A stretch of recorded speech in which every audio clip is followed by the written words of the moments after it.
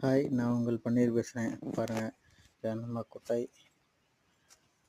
பாருங்கள் செடியை பாருங்கள், இதாங்க நம்ம முல்லை செடி. அது வந்து கத்திரிக்காய், சி மிளகாய்ங்க. பாருங்கள், இந்த மிளகாய் வர்றதுக்குள்ளே போதும் போதும் போதும் எவ்வளோ மருந்தடிச்சு எப்படி கொண்டு வரோம்.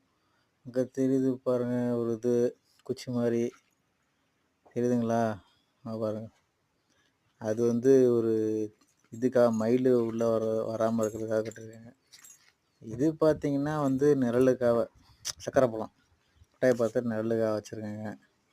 பாருங்கள், அப்படியே வந்து அப்படியேன்ட்டு பார்த்தீங்கன்னா அது வந்து முல்லை செடிங்க. பாருங்கள், பில்லை பாருங்கள், எவ்வளோ பில்லு பாருங்கள்.